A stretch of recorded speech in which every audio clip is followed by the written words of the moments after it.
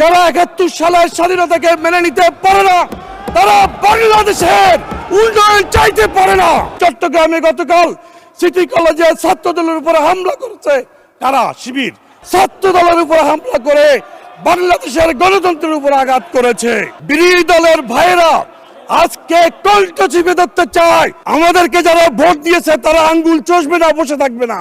উন্নয়নের সমৃদ্ধির পথে এগিয়ে যাওয়ার জন্য এই বর্তমান সদ্যজাত সরকার কাজ করে যাচ্ছে, কিন্তু অত্যন্ত দুর্ভাগ্য যে আমাদের এই সংসদের বিরোধী দলের ভাইয়েরা সংসদের ভিতরে এবং বাইরে এই সরকারকে নাজেহাল করার জন্য যে চক্রান্ত চালাচ্ছে, যে চক্রান্তের ভূমিকা অবতীর্ণ হয়েছে, এটা কোনোভাবেই একটি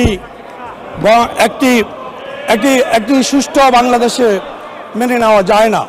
মাননীয় স্পিকার, ৭১ সালের স্বাধীনতা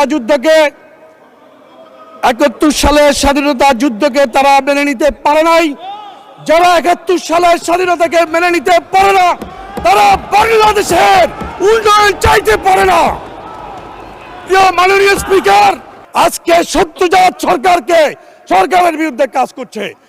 মাননীয় স্পিকার, আপনি শুনেছেন চট্টগ্রামে গতকাল সিটি কলেজে ছাত্র দলের উপরে হামলা করেছে কারা? শিবির। কি অপরাধ ছিল? ছাত্র দল শুধু বলেছে গুপ্ত, ছাত্র দল লিখেছে গুপ্ত, সেই জন্যই তারা একটা গুপ্ত শব্দকে উল্লেখ করে তারা ছাত্র দলের উপর হামলা করে বাংলাদেশের গণতন্ত্রের উপর আঘাত করেছে।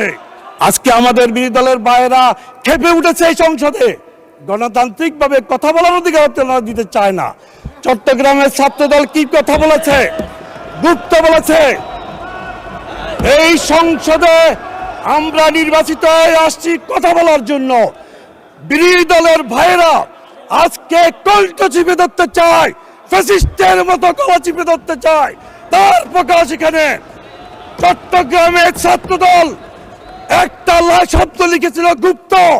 এই গুপ্ত শব্দের সাথে তো কোনোভাবে সংশ্লিষ্টতা নেই। গুপ্ত মাননীয় সদস্য, আপনার এক মিনিটে কনক্লুড করেন। শান্তি 1 মিনিট কনক্লুড। স্থিতিশীলতা তারা চায় না। মাননীয় স্পিকার,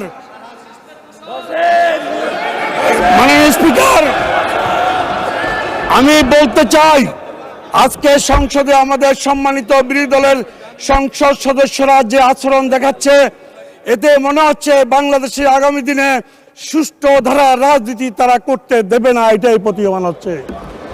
প্রিয় ভাইরা, বিরোধী দলকে আমি এটাও বলে দিতে চাই, আমাদেরকে যারা ভোট দিয়েছে তারা আঙ্গুল চষবে না, বসে থাকবে না, তারা প্রতিবাদ করবে। আমাদের ভোটাররা তাকিয়ে থাকবে না। অতএব আমি তাদেরকে সবিনয় অনুরোধ করব, সরকারকে সাহায্য করুন। ফ্যাসিস্টের মতো বিভিন্ন দলের মতো বাংলাদেশকে অস্থিতিশীল করা ঠিক হবে না।